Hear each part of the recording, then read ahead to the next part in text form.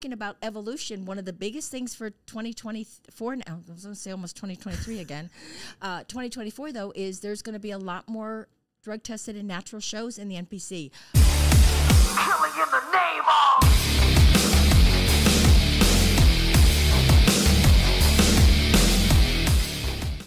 Bonjour à tous, bienvenue sur Moss Musculaire, j'espère que vous allez bien. Avant de commencer cette vidéo, pensez à vous abonner à la chaîne et à liker cette vidéo, ça m'aiderait énormément. Et la première news que j'ai pour vous concerne Nexila, qui s'est officiellement retiré de l'Arnold Classic Ohio. Malheureusement, il n'a pas réussi à obtenir son visa pour rentrer sur le territoire américain.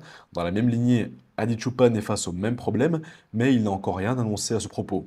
Les visas, ça commence vraiment à ruiner certaines compétitions. Pour le coup, si Adi n'obtient pas le sien, ça ne sera même plus intéressant en fait de regarder l'Arnold Classic. Ce sera une autoroute pour Samson et il n'y aura plus vraiment aucun suspense. Bon, bien sûr, il y aura d'autres athlètes qui valent vraiment la peine de regarder, mais je trouve que si Adi est pas là, ça retirera un certain goût et une grosse hype qui est autour de ces compétitions. Toujours concernant l'Arnold, ça sera aussi l'occasion de revoir Antoine Vaillant après un très long off-season. Alors Antoine, je le vois entre le premier et le deuxième call-out, hein. Je ne vois pas gagner ou faire un top 3, mais il faut quand même souligner qu'il a pris pas mal de masse pendant son off-season. C'était aussi l'occasion pour lui de bien récupérer de certaines blessures. Comme à son habitude, il viendra avec une très belle condition. Là, il est déjà plutôt bien conditionné en ce moment. À 4 semaines, il commence déjà à avoir pas mal de stries et un découpage bien profond. J'ai vraiment confiance en lui pour amener un physique bien shredded comme à son habitude. Pour moi, il a plus un physique genre un peu à la Stanley Hall, sans de réels gros points faibles. Il est très plaisant à regarder et toujours en condition. Et en fait, il doit juste continuer à ajouter de la masse petit à petit pour arriver à se classer plus haut. Maintenant, voilà, Antoine Vaillant, c'est quand même déjà un athlète qui gagne des pro shows. Je pense que cette année, comme il fait un comeback, c'est très probable qu'il ira à Olympia. Et c'est sûr qu'il va se qualifier. C'est pas le genre de mec qui a du mal à se qualifier à Olympia. Donc là, ici, on voit l'Arnold, c'est un petit peu une petite compétition de retour, d'échauffement pour lui, mais c'est clair qu'on va le revoir après, derrière, à d'autres compétitions. Dans le même registre, il y a James Hollingshead, avec des physiques updates ultra réguliers. C'est vrai que depuis qu'il a commencé, depuis qu'il a annoncé à cette compétition, on n'a pas encore vraiment parlé de lui. Mais voilà, lui aussi, il a fait un très long off-season, et il a vraiment un très beau grain de peau qui lui donne un physique et une condition impressionnante et exceptionnelle. Mais je ne suis pas très convaincu, par contre, par son package. Ça manque toujours de dos, de largeur, surtout. Il est très compact, j'ai l'impression, et surtout au niveau du dos, en fait, hein, il a apparemment des grands dorsaux qui descendent très bas, et ça manque beaucoup de détails, en fait, entre le bas du dos et le bas des scapulas. Tu vois, genre, toutes ces zones-là, c'est vraiment pas très détaillé. Et bon, malheureusement pour lui, il n'y a pas beaucoup de viande aussi sur cette partie-là, donc il a beaucoup de mal vraiment à ramener quelque chose d'assez impressionnant de dos. Maintenant, de côté et de face, il reste quand même un bodybuilder sacrément dangereux. Et je le verrai bien aussi peut-être dans ce deuxième call-out, mais je ne le vois pas dans le top 6. Ensuite, on a Nick Walker, que nous n'avions malheureusement pas pu voir à Olympia cette année, dû à sa blessure à l'ischio une semaine avant Olympia. Et il nous donne enfin quelques informations concernant cette saison.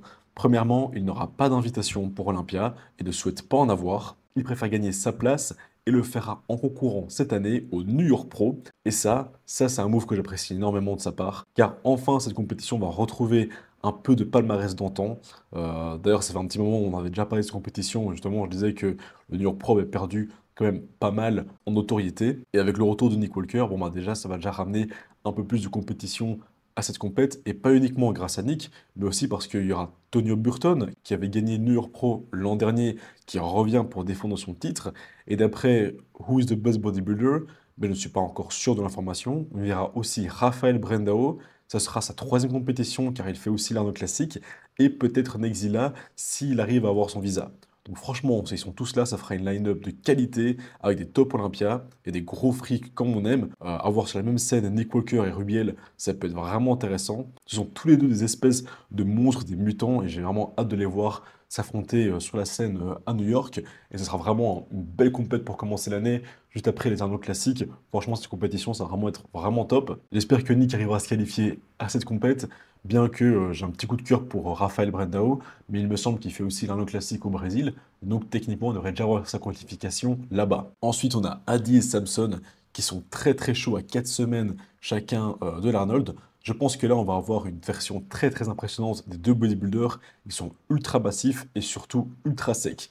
Regardez bien les détails sur les cuisses et les pecs de Samson, ils commencent vraiment à être bien découpés et bien striés, et ça c'est vraiment cool. Parce que c'est quelque chose qui a été plutôt reproché assez souvent à Samson, c'était de manquer de conditions. Et là, franchement, il continue vraiment de pousser la bête jusqu'au bout.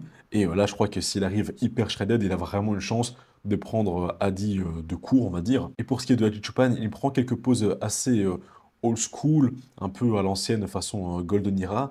Et c'est assez drôle de le voir faire ça en fait avec son physique. Parce que bon, il a apparemment un physique de très golden, hein. Il a apparemment cette génétique golden, ce serait plutôt un Andrew Jacked qu'on verrait faire ce genre de pose. Mais en tout cas, il est hyper veineux, bien rond. Et ces deux champions, je pense qu'ils vont aller au coude à coude, ça c'est vraiment clair. Ça se voit qu'ils sont vraiment tous les deux très très chauds. Ils vont rien laisser au hasard. Tout va être calculé et précis dans ces prépas pour les deux bodybuilders.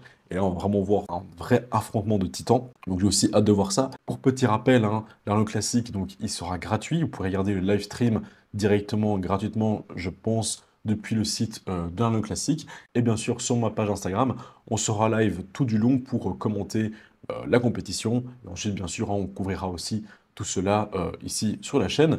Donc pensez aussi à me rejoindre sur Instagram si vous voulez rien manquer par rapport à l'Arnaud Classique et tout voir en live.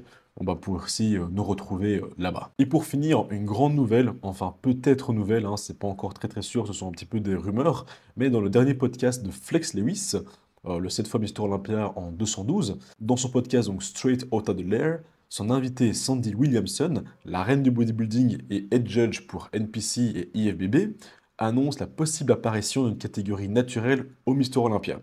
Alors, il existe déjà une compétition affiliée à l'IFBB qui est naturelle, qui est la Ben Weider. Alors, Ben Weider, c'est le frère de Joe Weider, le fondateur de l'IFBB et de Mister Olympia, enfin cofondateur, hein, en fait, il a confondu ça avec Ben. Et c'est une compétition qui est une compétition dite naturelle, avec des gros guillemets. Et plus récemment, j'ai vu l'apparition de plusieurs compétitions NPC qui sont aussi avec des gros guillemets testées. Alors pourquoi je mets des gros guillemets? Parce que bon, les tests ne sont pas non plus des tests de la NASA, hein. Ils vous font pisser dans un pot le jour de la compète. Donc voilà, c'est assez simple de contourner ce genre de test. Mais voilà, il y a quand même une volonté pour le moment de l'IFBB et de la NPC de mettre en avant aussi le bodybuilding naturel. Et peut-être, et c'est ça la grosse nouvelle, peut-être qu'on verra ça à l'Olympia. Parce que pour le moment, ils donnent des procards à ces athlètes. Et bon, ça sert à quoi si après ils doivent concourir contre des gros chargés? Ça sert à strictement à rien de donner une carte pro à un mec. Nati, si après derrière il y a 15 mecs chargés sur la même scène, bah, il va juste se faire dégommer. Et concrètement, créer une catégorie Nati Olympia, je pense que ça pourrait être une très bonne raison de donner des procards naturels. Sinon, il n'y a pas intérêt de donner des procards naturels. Alors, elle souligne ici qu'il va y avoir d'autres pro-shows qui qualifieront pour Olympia, parce que la compétition Ben Weider, maintenant, si tu es pro et que tu la gagnes, tu peux aller à Olympia. Donc techniquement, tu peux te qualifier naturellement pour aller à Olympia. Et donc j'espère que les qualifications donneront accès à une nouvelle catégorie qui sera à Olympia et qui donnerait de la visibilité du coup au bout naturel sur la grande scène. J'espère qu'ils vont pas juste tout mélanger parce que ce serait complètement con de mettre classique physique naturel et chargé. Genre sur la même scène, ça sert à rien, le mec va faire dernier, ça n'a aucun intérêt. Donc j'espère qu'ils vont créer une catégorie dans la compétition. Peut-être juste une KT, hein, pas besoin de faire men's classique open, tu vois. Genre juste une KT bodybuilding, nati, homme, femme, et comme ça on a Mister Olympia naturel aussi, et ça serait vraiment vraiment chouette. Peut-être que ça va participer, qui sait, hein, on verra. Maintenant, ce ne sera pas avant 2025 qu'on verra tout ça. J'espère quand même que d'ici là, ils vont améliorer les tests pour ces compétitions. Parce que clairement, c'est un peu une blague pour le moment, hein, les tests qu'ils font. Il y avait une compétition comme ça à Lille il y a quelques mois, qui était aussi donc une NPC testée. Les gens qui ont participé à ces compétitions et qui ont gagné sont devenus des bodybuilders pro. Et donc ces gars-là ont aussi été testés, toujours avec des gros guillemets. Donc voilà, pas mal de petites news intéressantes. Pour moi, cette news-là, sur le bodybuilding naturel, c'est vraiment, vraiment un truc intéressant. C'est quelque chose auquel j'y pensais dernièrement. Je ne sais pas si j'en avais déjà parlé sur la chaîne ou pas avant, mais je me disais que ce serait vraiment cool d'avoir cette catégorie en plus à Olympia. Ce serait peut-être la dernière catégorie en fait qui manque, histoire qu'on ait un beau panel de différents athlètes génétiques, etc., etc. Et donc je suis vraiment très content de voir que petit à petit, les bébés évoluent et se transforment, grâce aussi à l'arrivée de Tim Mannion, hein, le petit-fils de Jim Mannion, Tyler Mannion, pardon, qui, je pense, est à l'origine de l'arrivée de toutes ces nouveautés dans l'IFBB. Donc voilà, ce sera tout pour cette vidéo, j'espère qu'elle vous a plu. Dites-moi un peu ce que vous pensez dans les commentaires par rapport à cette nouvelle catégorie. Qu'est-ce que vous pensez de Adi Choupan et Samson Dauda en ce moment, du retour de Antoine Vaillant. Ce sera tout pour moi aujourd'hui. C'était Karim de Muscular. À bientôt. Ciao.